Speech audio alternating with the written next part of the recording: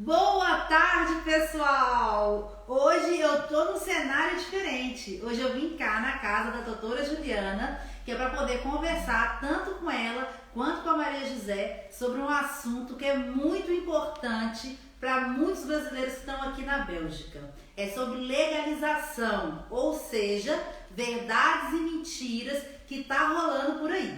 Então, eu quero que primeiramente vocês me falem se o som está bacana, se vocês estão me ouvindo, tá? Manda aí, eu vou acompanhar aqui por outro telefone para ver o que vocês vão falar, tá bom? Me fala se o som tá bacana. Tá aqui já a Lília, salva a live, nós vamos salvar. Vamos entrar, pessoal, vamos entrando. Vão falando de onde que vocês estão, tá? Que é pra gente saber. Poderia ser mais perto o som. O som tá ruim? E olha que eu tô falando alto, hein, gente? Me fala, aqui tá ok. Vamos falando, pessoal, se o som tá bacana ou não, porque a gente tem que adaptar, né? E o Alexandre tá ali na produção, tentando fazer o melhor. Agora ele já cortou já uma participante. Não, então, pode cortar. Não, vamos vai chegar. Falar, Alexandre. Não, ó o Covid, vai falar. Nós estamos aqui uma juntinha da outra, mas nós nos inventamos, tá, gente? Não preocupem. O som tá ok, a Jéssica falou, ótimo. Tá, mas vocês têm que... O importante é o som, né? vocês têm que chegar mais que é pro pessoal ver vocês, Mas não te divulga. Isso, ótimo, vira só um pouquinho. Maravilhoso. Perfeito. Aqui a Gislaine colocou, olha o Covid, ai, ai, ai. Então, ótimo, a Thaísa falou que tá bom o som, ótimo, beleza, gente. Então é assim, vamos então dar início à nossa live de hoje, que eu acho que é muito importante, muito boa. Mas antes de começar a live, eu quero que você vá aí nesse aviãozinho que tá aí do lado e envie a live para pelo menos 3 pessoas, tá bom? E de preferência que esteja aqui na Bélgica ou que pelo menos sonha em morar na Bélgica, que é para poder entender um pouco mais desse assunto que é um pouquinho complicado, né? Porque a gente ouve se falar tanto, mas ninguém chega com uma resposta, uma direção certa. Então vamos lá. Aqui a Jéssica colocou ansiosa pelo tema.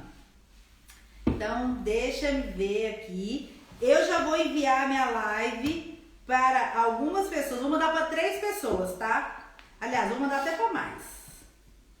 Viu, pessoal? Já tô mandando aqui. Façam mesmo. Manda a live para as pessoas que vocês acham que possa ajudar, que possa ser interessante, tá bom? Tá aqui, ó. Já enviei. Enviei para umas 10 pessoas. Tá? Façam mesmo, porque essa live é para vocês, é para cada um de vocês, ok? Então vamos começar.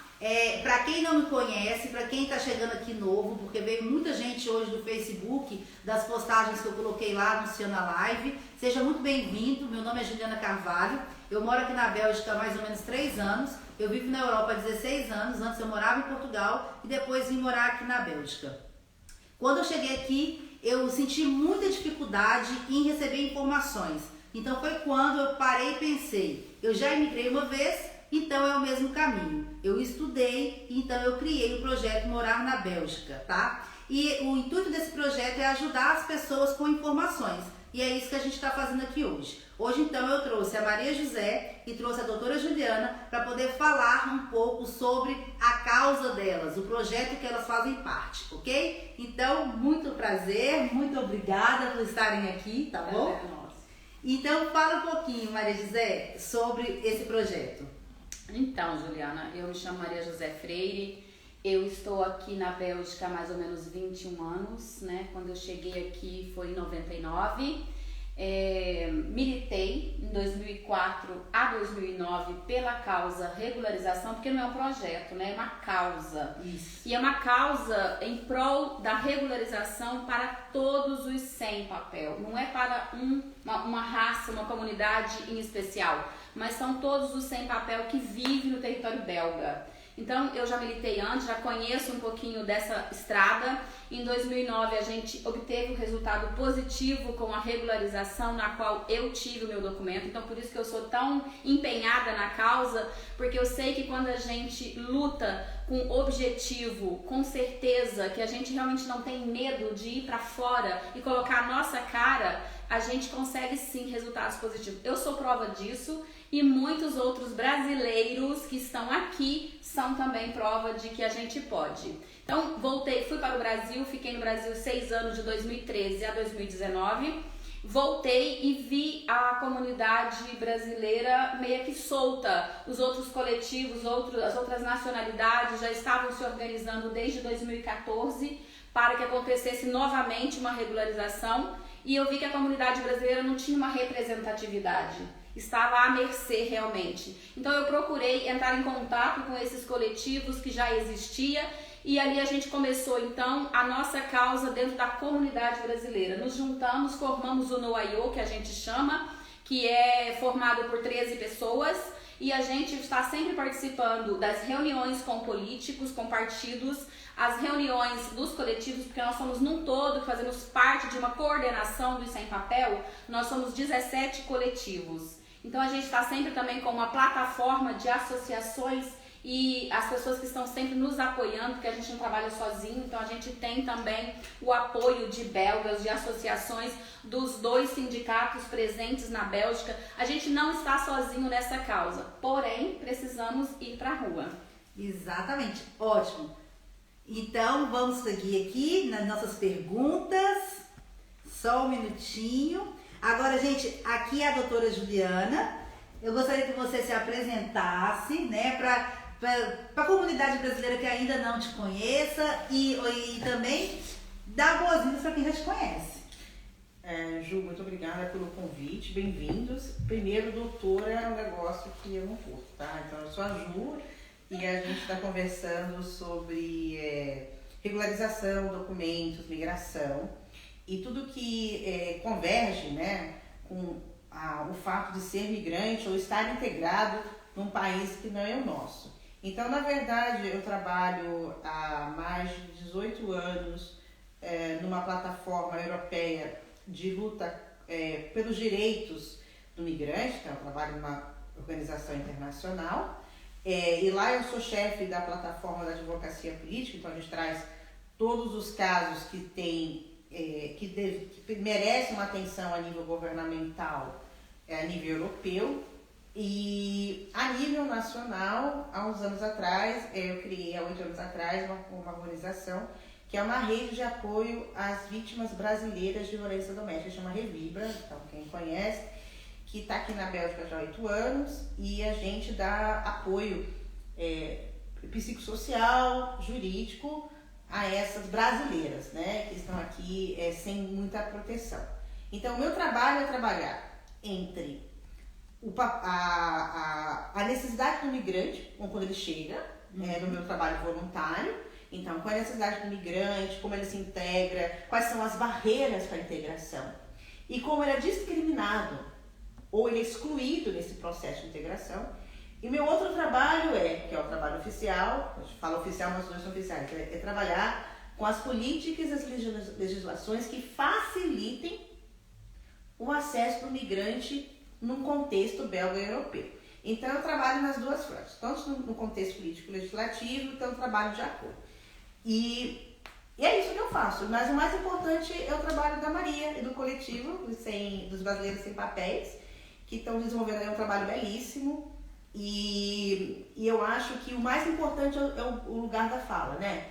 Assim, eu estou legalizada, eu tenho meu trabalho, mas todo mundo tem trabalho e não está legalizado. Exato. Eu não vou falar de uma posição de privilégio. Então a gente tem que escutar as pessoas que não estão nessa posição, que é o caso do coletivo, para entender qual a maior necessidade. A gente tem que estar aqui para apoiar. Né? O nosso papel é de protagonista, é de apoiador, é de ser uma estrutura acessória, o que eles fazem. Então, dentro do coletivo, o que eu tento fazer é tentar ajudar que o coletivo acha vias para negociação, né? O que eles precisem. E a Maria vai explicar mais, porque nós temos um formulário que não é o formulário. A gente já vai chegar nessa parte. É por isso que estamos falando aqui, que é um Exato. formulário que não é o formulário. E estamos aí. Mas o importante é saber que a gente está aqui para ajudar um ao outro, né? Exatamente. Ainda mais, Que isso é mais o importante. objetivo. E como você falou, não é porque a gente está numa posição, não vou falar melhor, mas só porque tem documento, que a gente tem que fechar os olhos para quem não tem documento, né? Para a necessidade das pessoas que estão chegando, que não sabem como fazer as coisas, que não sabem nada, às vezes não sabem nem como vai conseguir escola para o filho, entendeu? Não sabe o que fazer, entendeu? Então eu acho que é muito importante esse trabalho de informação, porque às vezes uma informação acelera a vida da pessoa muito, Com certeza. entendeu? Com Então, certeza. e o seu trabalho é muito bom também, porque o seu trabalho complementa o outro. Exatamente. Mas o trabalho de todo mundo é bom, né, Ju? Porque assim, o seu trabalho também é bom como comunicadora. Então, se a Maria não tiver você e eu não tiver você para fazer isso, nosso trabalho é silencioso. Então, a comunicação no seu canal é muito importante para ser esse vetor de mudança. Então, tipo assim, você é importante, a Maria é importante, pessoas que nem eu somos acessórias, mas também somos, assim, podemos ajudar. E o importante é mais, além disso tudo, é como você falou, é ter empatia, né? Que a gente não é porque nós estamos no nosso reinado que a gente acha que o outro não tem algo para aprender. A gente sempre tem alguém que está mais vulnerável que a gente. Então essa conversa é desse espaço de escuta. Quem está perdendo nessa jogada? Né? Quem está ganhando menos? E é por isso que a gente tem que escutar mais. E ajudar também um pouco mais, né? Então, Exatamente. é por isso que eu acho que a Maria hoje tem um papel muito importante nessa conversa. Ai, com certeza. Então, resumindo, o objetivo dessa causa é a regularização não só dos brasileiros, mas como nós somos brasileiros, né? E o meu público é brasileiro, então, ou seja, a regularização dos brasileiros aqui na Bélgica, não é isso? Exatamente, Ju. É a regularização, que você falou bem, em prol de todos os 100 documentos aqui na Bélgica, né, no território belga. Nós estamos falando de comunidade brasileira justamente porque nós somos brasileiros, né, e nós estamos ali vestindo a camisa do nosso povo. Porém, não é pensando somente na comunidade brasileira, mas sim em todos que estão aqui em situação vulnerável. E como a Juliana falou, eu tô no terreno, eu escuto muita coisa triste mesmo, que acontece em todas as nacionalidades. Então, assim, a causa, ela é gigante e nós precisamos nos dar as mãos, porque senão realmente a gente não consegue chegar a nenhum objetivo. Sozinho a gente não vai. Exatamente.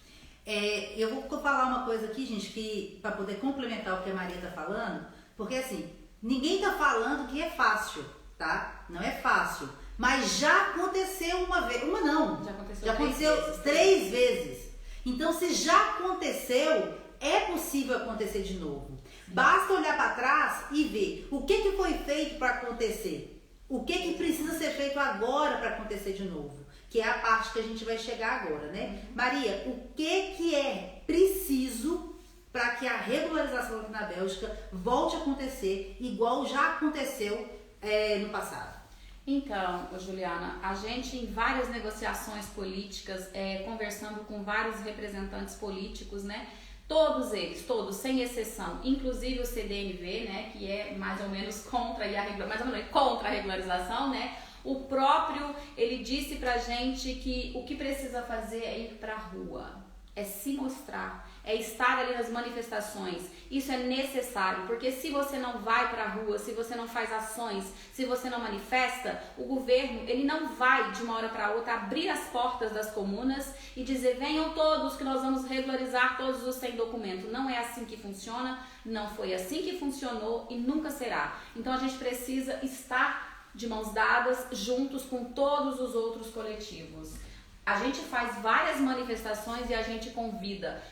Não dá para o brasileiro ficar escondido atrás de grupo de WhatsApp, Juliana. Nós temos aí 3 grupos de WhatsApp com mais ou menos 700 pessoas que ficam só olhando o que está acontecendo. Só à espera da regularização chegar para correr e ir. Isso. Só que isso não adianta, porque isso não vai acontecer. acontecer se a pessoa ficar atrás da internet. Não vai. A pessoa, por quê? Porque tem que mostrar para o governo belga, olha, tem aqui tantos mil brasileiros, tantos mil sem papel que precisa regularizar.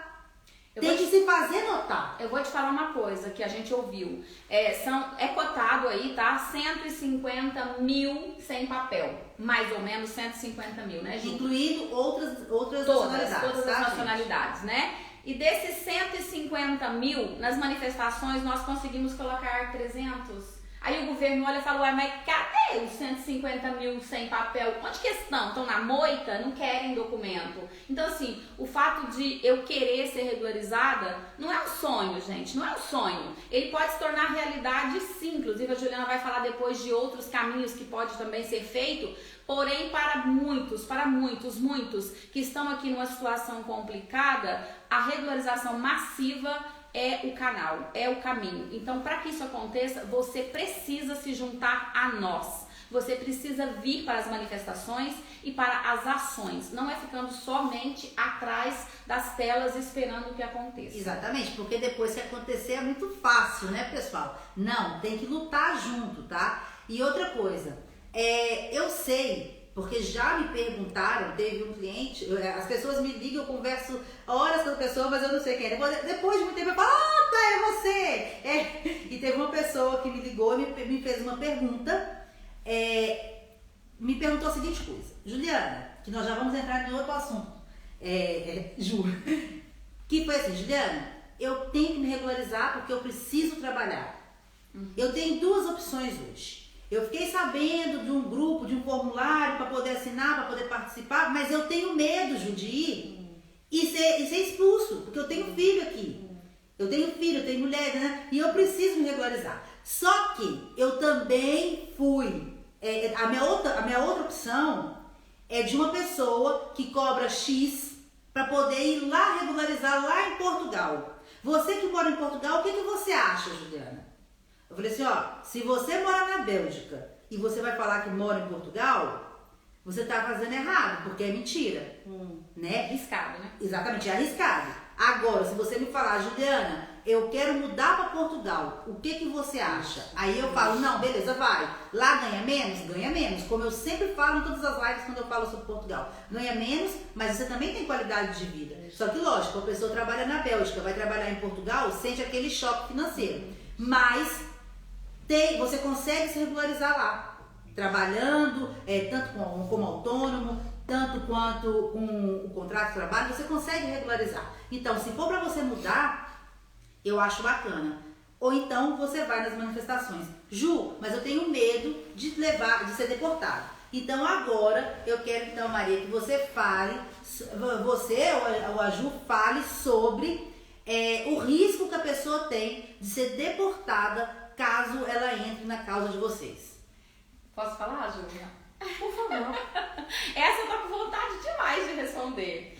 Olha só, o risco que você corre indo a uma manifestação ou em uma ação é o mesmo que você corre indo trabalhar. Pegando o metrô, indo ao cinema, indo aos cafés, participando das festas, dos festivais. O risco que você corre é o mesmo que você corre quando você debarca em qualquer aeroporto internacional vindo para cá tentar a sua chance. Então, quer dizer, risco você está correndo toda hora. Então, mais vale correr risco tentando do que correr o risco indo curtir lá no café, né, gente? Então, bora tirar esse medo e entrar na causa. A gente tá morrendo de rir. Mas vocês sabem que eu começo a rir, falo besteira mesmo, que eu não tô nem aí, né, gente? Só que agora, hoje eu não vou falar asneira não, tá? Hoje ela tá mais forte. Hoje eu tô chique com a roupa que eu ganhei da Thay. Você viu, filha? Minha seguidora me deu essa roupa, então eu tenho que estar toda bonita. Então, agora, outro assunto polêmico. Agora eu quero que a Ju me responde. Exato.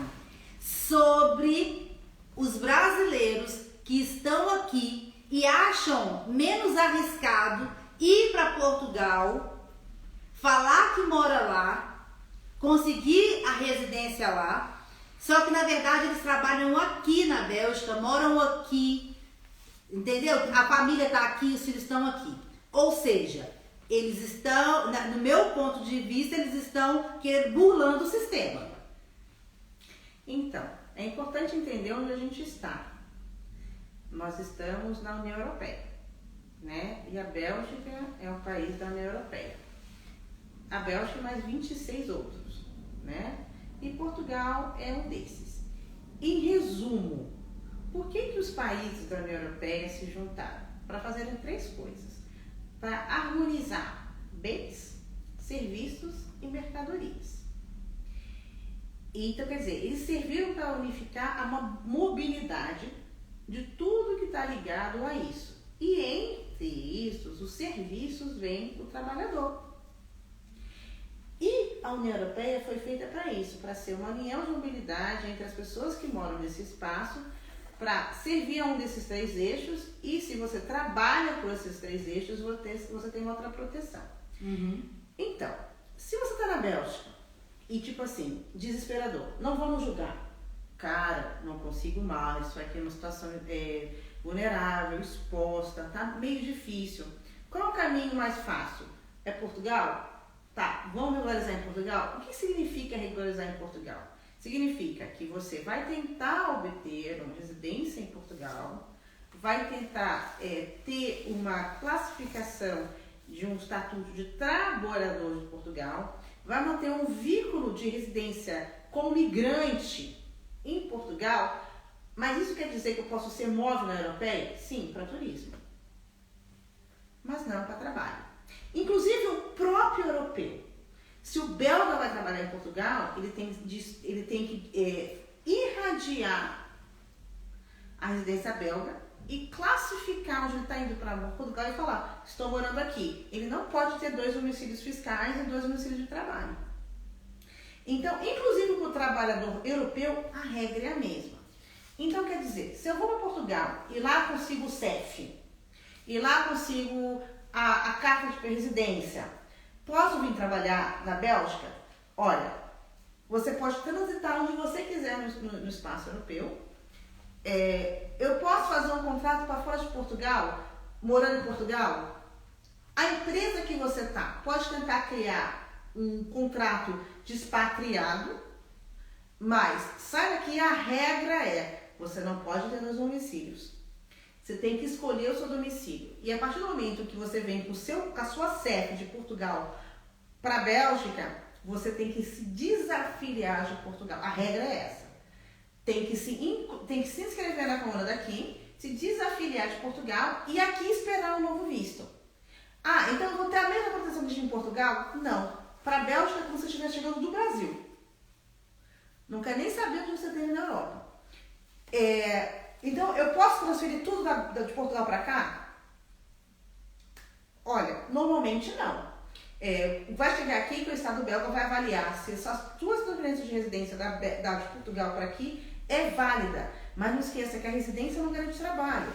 Como no europeu, você tem a residência e depois tem o visto de trabalho. Então, eu quero dizer que hoje, em janeiro desse ano, teve um relatório do Ofício dos Estrangeiros, onde eles relataram que tem 17 mil brasileiros que eles devolveram para Portugal numa lista negra, onde eles tinham dupla residência. Quer dizer, brasileiros que tinham CEF em Portugal e estavam trabalhando aqui. Eles conseguiram cadastrar 17 mil e denunciaram. E isso quer dizer que se Portugal levar a sério essa denúncia, 17 mil brasileiros perdem residência em Portugal e não têm acesso na Bélgica. Tá, então eu vou traduzir para vocês o que a Juliana falou, tá? Porque pode ser que pode parecer um pouquinho difícil entender. Ou seja, ela tá falando, gente, que em janeiro desse ano teve um relatório aqui na Bélgica de 17 mil brasileiros que têm residência portuguesa e que moram aqui na Bélgica, trabalham aqui na Bélgica. Ou seja, enviaram da Bélgica um relatório para Portugal sobre 17 mil brasileiros. Portugal pode ser, ela falou assim que se Portugal der importância, esses 17 mil brasileiros podem perder a residência se for constatado que eles moram aqui e foram lá tirar a residência. É assim, gente, pela experiência que eu tenho de morar em Portugal, tá? Portugal, você faz alguma coisa, eles até não te prendem na hora não, tá? eles espera até ter a prova concreta. Que é pra na hora que pôr a mão, meu filho, você não tem nem como falar, não fui eu, entendeu? Isso eu tô falando por quê? Porque eu trabalho com brasileiros, eu trabalhei lá em Portugal durante muito tempo e eu sei, assim, de muita coisa mesmo, tá? E lá também eu tenho contato com muitos portugueses, eu tenho uma amiga que é polícia, eu tenho amiga que trabalha no CEF, eu tenho amiga que trabalha carcereira, então, ou seja, Portugal, ele pode até demorar, mas quando ele põe a mão para fazer, ele faz, tá? Então fica aí uma dica para você que está pensando em fazer isso. E também para você que já fez, tá bom? Se você que já fez, meu amigo, corre e vai morar em Portugal, porque aí não tem como eles falar que você mora lá. Agora, então, se a pessoa quer legalizar, qual que é hoje, e tá aqui na Bélgica, a pessoa tá aqui na Bélgica, entendeu? Ela não tem parente europeu, ela não casou com nenhum europeu, porque tem muita gente que casa com europeu, né, gente? Vamos falar sério. Tem um monte de seguidora minha, casa com europeu. Ju, você não tem um amigo belga? Não, gente, sou casamenteira não, tá? Alexandre já tá olhando pra mim, não posso falar besteira. Né? Toma atento. Toma atento, Juliana. Mas é verdade, ela falou amigo, Ju, me arruma um amigo belga. Eu falei, não, gente, português pode ser não, que eu tenho mais amigo português.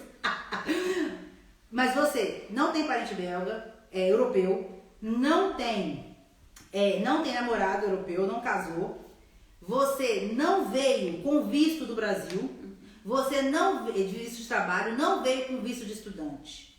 Você veio como turista para tentar a vida.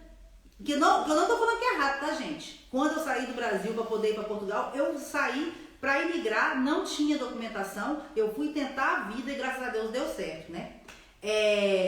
Então, ou seja, eu não estou recriminando ninguém.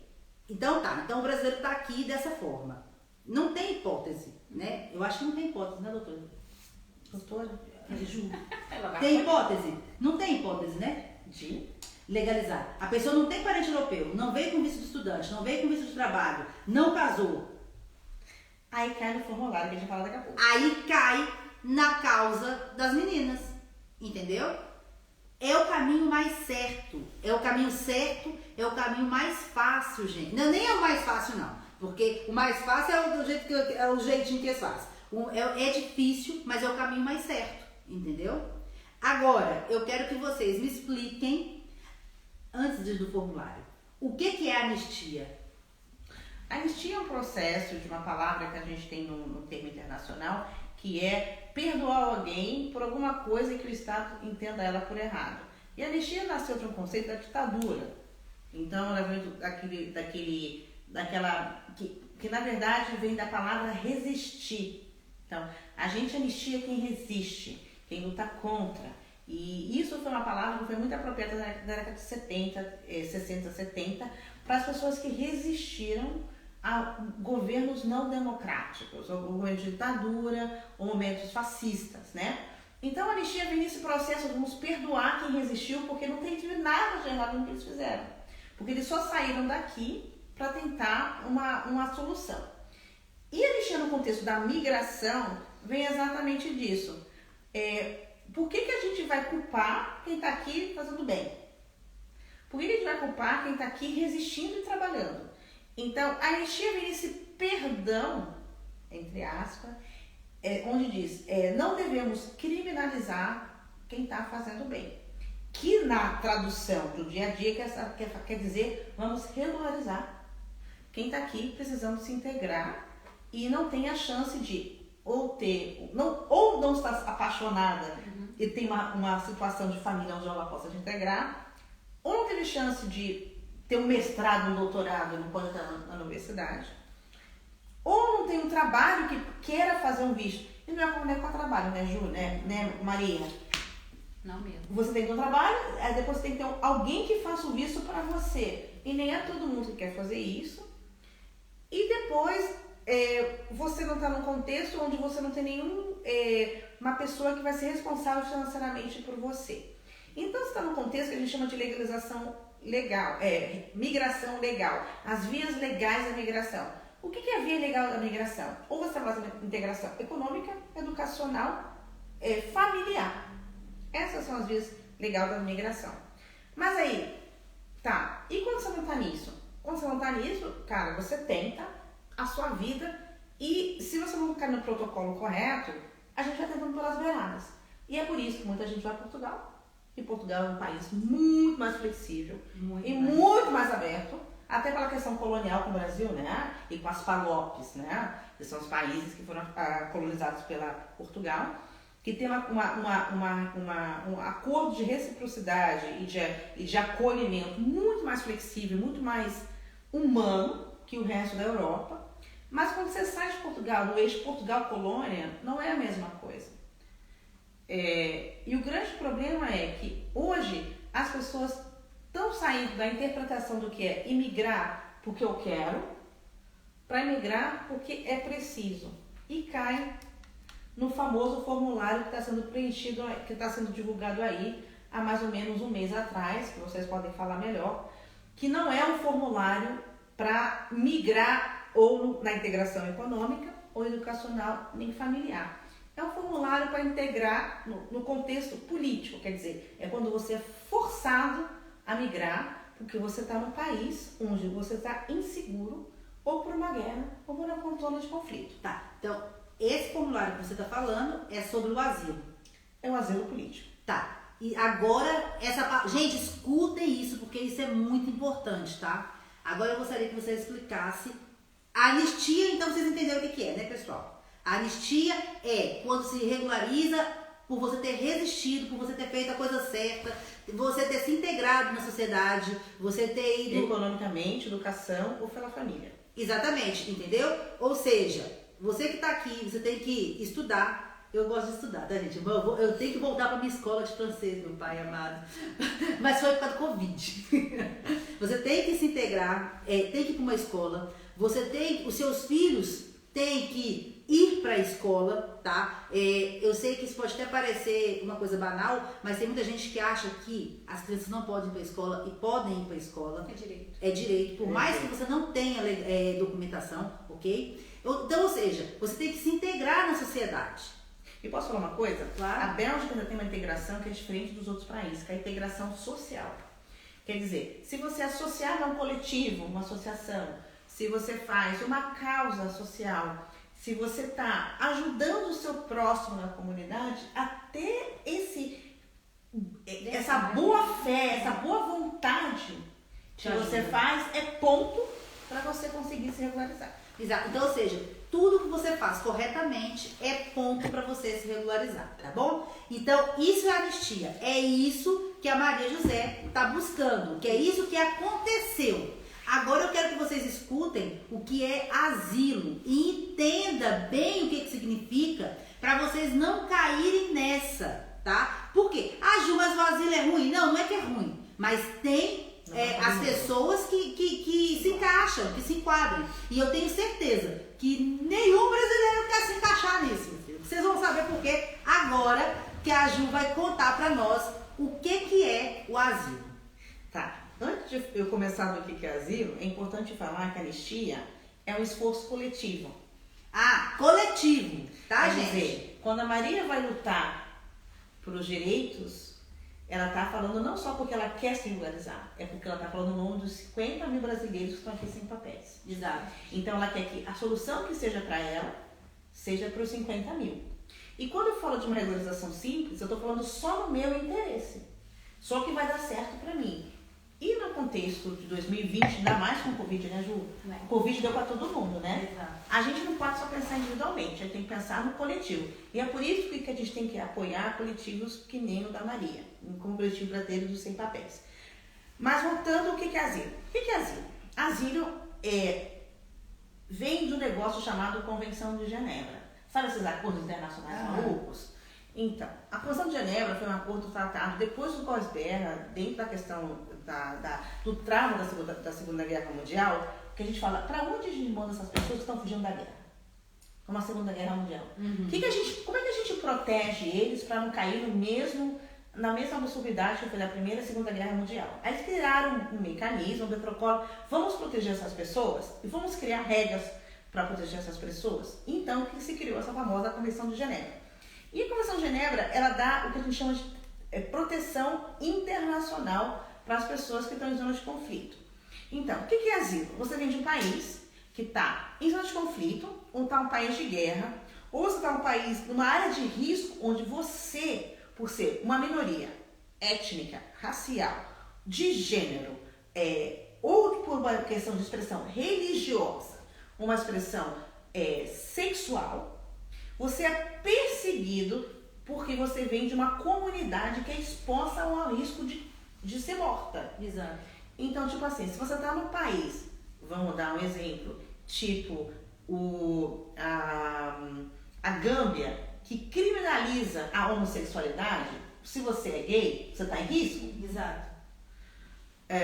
Se você vem de um país como o Iraque e você é católico, você está em risco. Aquela colega nossa da escola, que ela é católica e ela teve que vir pra cá. E é de qual país? Do Iraque. Exato. Você está em risco. A maioria é muçulmana. Você é católica? Ela sim, Juliana, tu é muçulmana. Pois é, ela lá é todo mundo muçulmano, eu sou católica, eu estou em risco. E se eu estou num país de maioria católica, eu sou muçulmano, como é o caso da Somália, eu estou em risco. Então essas pessoas que estão em países onde não tem um Estado democrático, a palavra bonita, Estado democrático de direito, onde você não tem um respeito a religião do outro, o ser do outro, a expressão sexual do outro, a raça do outro, a etnia do outro, você está em risco. Porque você não tem uma proteção. Além disso, você está num país de guerra. Irã e Iraque, tem que falar? Tá, estamos aí desde a década de 80 falando de pós-guerra fria, Irã e Iraque, né? Você tem que falar de Afeganistão? Não tem que falar, né? Tem que falar do Líbano? Beirute foi atacada 3 semanas atrás. Vimos aí na televisão. São zonas de guerra. Se você vem daí, um asilo é para você. É que você vem dessas zonas onde você não tem proteção de ninguém. Você não pode ir à polícia, você não pode ir a uma organização, você não pode ir a um hospital, que você corre ser morto. Asilo é para você. Por que as pessoas estão usando esse link? Tá, mas aí, me fala uma coisa. Vamos supor, explica uma pessoa brasileira. O asilo serviria para que tipo de caso? Então, é para as pessoas entenderem melhor, entendeu?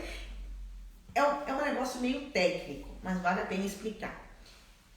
São 3 interpretações do que é uma área de risco. Você tem a interpretação do indivíduo, eu estou correndo risco e quero que me proteja. Tem a interpretação do Estado, que fala, todo mundo que vem dessa área está em risco e vamos tratar de maneira coerente e com respeito. E tem a interpretação das instituições internacionais como a ONU. Estamos avaliando de maneira periódica que tem um problema aí. O Brasil se encaixa em alguém? Em algum desses 3? No indivíduo, no Estado belga, no internacional? Para os 3 elementos, o Brasil é um país seguro. O que não seria o Brasil um país seguro? Seria, vamos dar um exemplo explodindo. Você é gay, preto, morando numa favela onde tem uma milícia querendo matar homossexual. Aí, você está provando que tem um risco, você tem publicações, relatórios que provam que pessoas homossexuais morando naquele local, não é todo o Brasil? Não, é naquele local, está sendo perseguido. Você não tem proteção da polícia e você mostra por vários relatórios que naquele momento o Brasil não te trouxe proteção. É um risco individual e imediato. Quer dizer, o fato de você existir como gay em uma área de milícia é um risco imediato. O fato de você existir, você morre. Mas, eu moro em Goiânia, mas tô aqui e quero regularizar, não tem outra via. Isso é pra mim? Não, não é pra você. Essa via é para quem realmente está desesperado e o Brasil não traz proteção nenhuma. E é importante falar que é o seguinte, não é só o poder de ter um asilo. Asilo é uma palavra que traz uma proteção temporária. Depois, se você consegue provar, você chega no estatuto permanente, que é do refugiado. E aí a parada é diferente, lá como a gente fala lá no Rio. Que é o que eu quero que vocês escutem, que é para vocês não caírem nessa, gente. Porque quando a pessoa cai nessa categoria de refugiado, a parada é mais embaixo. É muito diferente. Pra mim, eu não serviria. Eu gosto de ir e vir. Então, ser refugiado, você cai essa proteção temporária do asilo é quando você chega no território belga e fala, estou precisando de ajuda, me auxilie. Aí eles vão te criar um número de registro nacional, vão te dar uma casa, vão te dar uma pensão, vão te dar um auxílio, vão te proteger temporariamente até eles analisarem se cabe ou não uma proteção mais prolongada. E daí sai a incompreensão do formulário. Porque muita gente falou assim, eu preenchi o formulário, né, Maria? Ganhei. Meu número nacional saiu em 5 horas, 6 horas. Ganhar número nacional não é nada, querida. Até criança que nasce na Bélgica, que sem papel, tem número nacional. É pagar imposto. Número nacional não quer dizer nada além de você ser um número para pagar tributos. Depois do número nacional vai ser o primeiro processo para ser regularizado. Mas não quer dizer que ele situe regularização. É só a primeira etapa. Tem outras etapas depois de se criar o número nacional. E se você olhar os 14 números do número nacional, o ano de nascimento, o mês de nascimento, a data de nascimento, e depois são algoritmos da nacionalidade, da onde você vem, por que você migrou. E aí no número por que você migrou vem, é asilado. E aí você está marcado pelo sistema, como se você migrou politicamente. E aí começa o problema, ou a solução. Se você estiver realmente numa situação de mega risco, porque tem gente que a gente conhece que está realmente perseguido pela milícia, que é homossexual, no contexto atual do Brasil, infelizmente, nem todo mundo está seguro. Não nos esquecemos de Jean Willis, que também migrou pelo mesmo político, né, um perseguido político, Marielle, né? Temos pessoas no contexto que são... A gente tem vários exemplos onde tem que se levar de maneira muito séria. Mas é para todo mundo? Cara, nem para Jean Willis deu certo. Ele teve que negociar muito, não vai ser para você. Assim, tem que ir muito mais fundo. E depois que der tudo certo, cara, consegui provar. E aí, como é que significa? Bom, vou ter meu documento, depois que provou, você ganha um passaporte azul, que diz que você é refugiado político da ONU. Já não gostei, porque eu achei que ia ter o passaporte vermelho, né? Não. O sonho do brasileiro é ter o passaporte vermelho. Não, você não tem passaporte vermelho, você tem Blue Passport, você tem um passaporte azul, onde você tem uma carta de residência que nem a minha e a sua, onde você tem o estatuto de refugiado, que você tem uma proteção internacional, que a Bélgica reconhecendo que você é uma pessoa em risco. E aí começa ou a solução ou o problema. E depende de quem está vivendo. A sua nacionalidade de origem é retirada. A pessoa deixa de ser brasileiro. Você vira apátrida. O seu passaporte tira. Você só tem uma nacionalidade. Você continua sendo brasileiro, mas sem poder expressar o fato de ser brasileiro. E você só pode voltar ao Brasil uma vez que a sua nacionalidade belga é dada. Porque você não pode nunca voltar ao país onde você está em risco com passaporte azul. Como turista. Imagina. Aí eu voltei lá, mas estou fugindo do Brasil, mas vou lá visitar minha mãe. Tipo assim, você está em perigo ou não? Exato. Então, ou seja, eu brinco, né, pessoal, mas é muito sério. Porque imagina, você tenta o asilo, né, para poder conseguir a documentação, você fica marcado, você recebe um passaporte que não é o vermelho e você nem pode voltar no Brasil. E nem isso, você não pode voltar no Brasil, seu filho nasceu, ele não é brasileiro, o seu vínculo cultural com o Brasil acabou, o Brasil recebe uma notificação que você declarou o Brasil como um país, né, perigoso, você vira persona não grata, quer dizer, uma pessoa não bem-vinda para o Estado brasileiro, e aí começam outros problemas no território brasileiro. E que é real. É real. Tipo, se você quer acessar alguns bens e serviços, você não consegue mais. Exato. Você não tem mais nacionalidade brasileira. E você ganha uma ficha como, essa pessoa não existe mais no Estado brasileiro, você às vezes não consegue acessar a conta bancária, não tem dinheiro. Você não consegue vender a sua propriedade, porque você não tem mais CPF.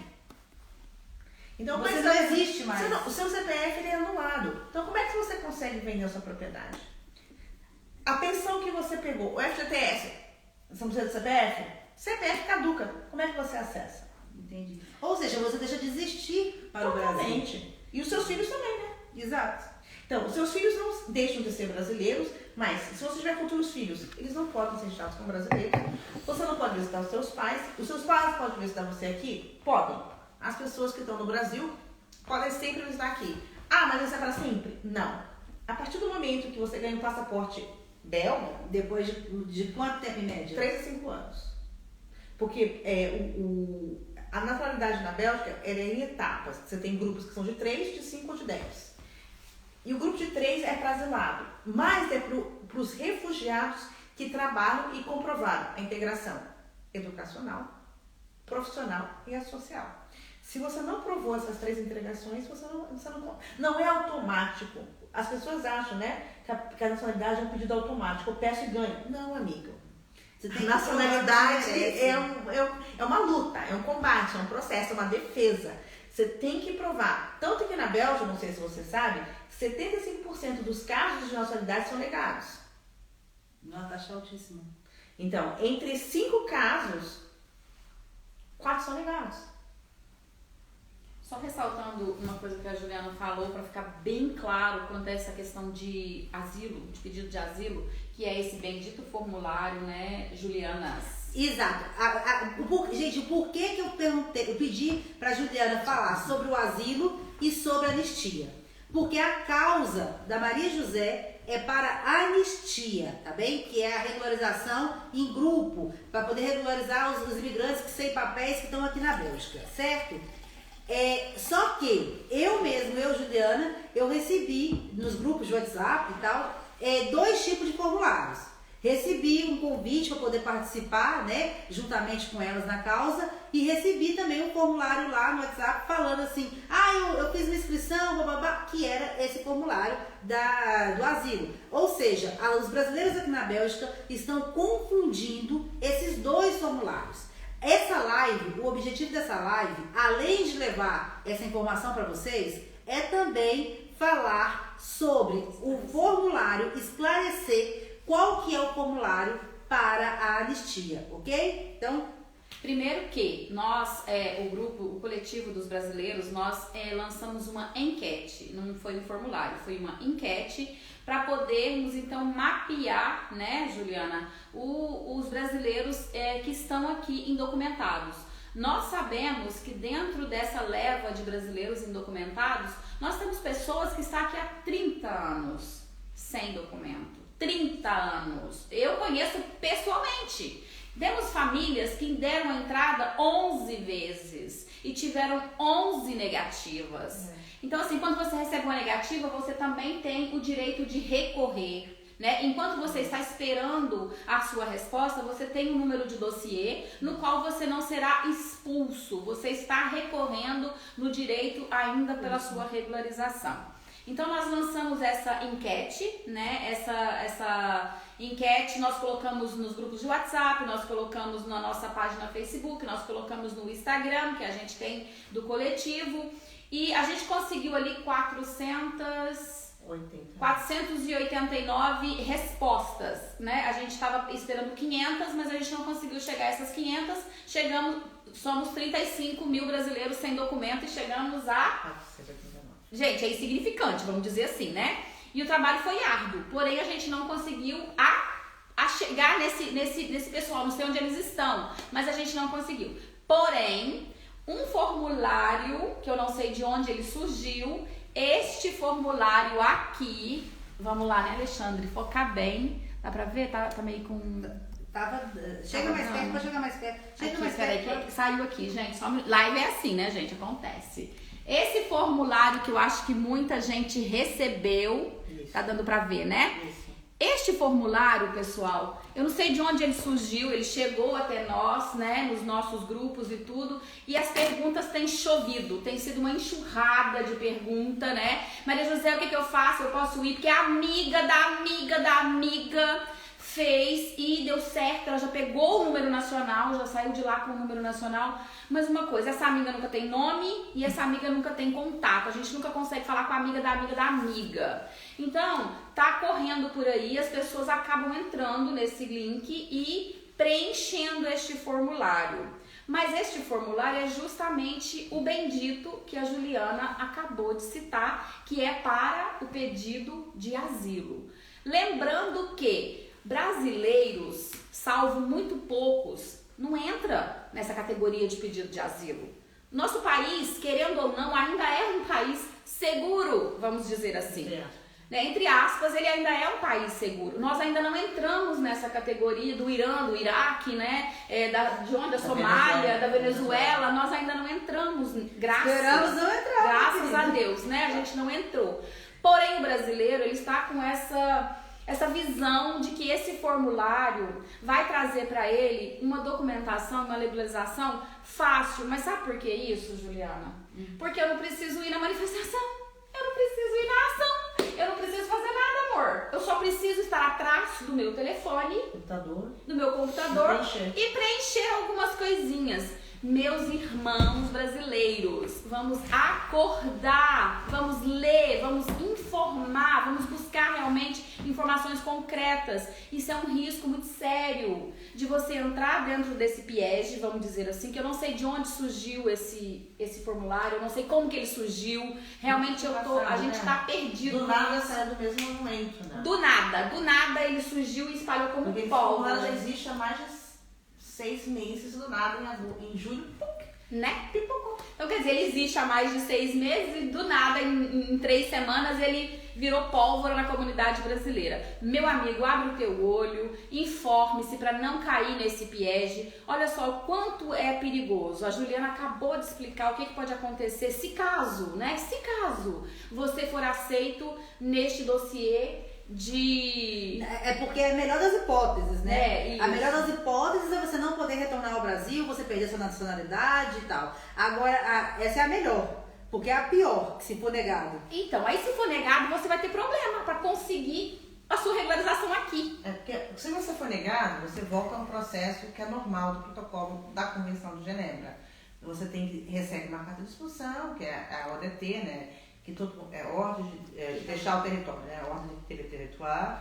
E aí você ganha todo um protocolo de recursos, onde você tem que provar que o governo foi injusto a provar a sua questão de perigo. Aí, querido, não é a mesma coisa de provar que você quer uma regularização.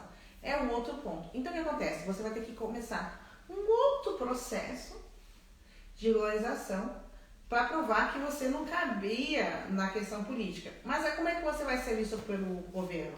Você está aqui fazendo uma barganha, uma roleta russa das permissões, dos vistos. Então, você tem menos chance de ser regularizado. E você vai exaurir, vai sucatear a sucata do lixo, você vai ficar sucateando o judiciário com recursos de coisas que você nem precisa, porque você vai justificar o quê? Exato. Gente, a Vanessa é uma seguidora minha, que ela até teve um acidente com a bebê dela há pouco tempo. Eu nem sabia que era minha cliente, que era minha seguidora. Aí depois eu fiquei assim chocada com a história, mas aí depois eu vi que era minha seguidora que tinha acontecido esse acidente com a filha dela. E o que acontece? Ela mandou um comentário. Ela falou assim: não sei se é o mesmo, mas inclusive pediram para eu preencher por conta do acidente com a Alice.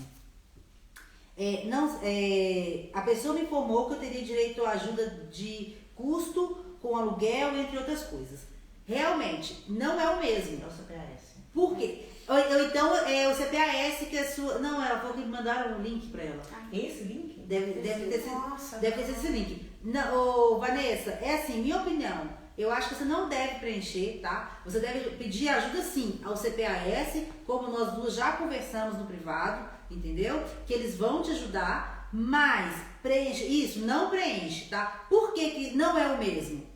Porque o das meninas, o da Maria José,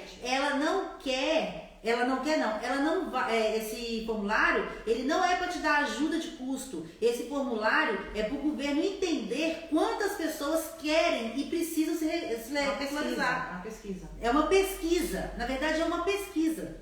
Mas que é para poder... Vanessa, que é importante falar, que no caso dela, o que vale é o pedido de visto humanitário. Sim. Entendeu? Porque tem outras coisas. Casos de doença, incapacidade. Por exemplo, tem uma colega que tem um grande problema de saúde. Por exemplo, pessoas com câncer, pessoas que têm tratamentos sérios, que impedem a mobilidade. Impede o retorno pessoas também. que tiveram acidente de trabalho aqui, que estão imóveis. onde tem o impedimento de mobilidade temporária, no caso dela, é a mesma convenção, mas não é esse link, é o pedido de proteção humanitária. Tá vendo, Vanessa? Dica pra você aí, amiga. Você pode pedir, então, um visto de proteção humanitária, ok? Então, fica a dica pra você. Não preenche nada. Lógico. Tá? Aí me colocaram aqui, ó. Me ajuda aí, eu preenchi esse formulário. Ai, meu Deus. Ai, meu pai, Espera. Vamos Espera. rezar. Espera. Vamos Só rezar. mas ela tem que esperar, porque já preencheu, já foi enviado, né? Espera. Agora só Seja tem que esperar. honesto, porque vai receber uma convocatória para dar uma entrevista porque que é perseguido. Tá. Então seja honesto, que preencheu o formulário errado. Sem saber o que era. Ouviu o Whitson?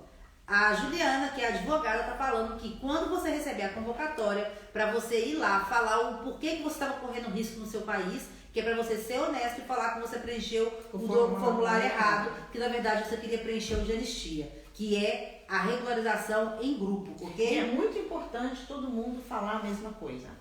Recebi um formulário errado, me desculpa, a minha informação era outra. Por quê? Aí as pessoas que preencheram esse formulário de boa fé não vão ser Beneficiados.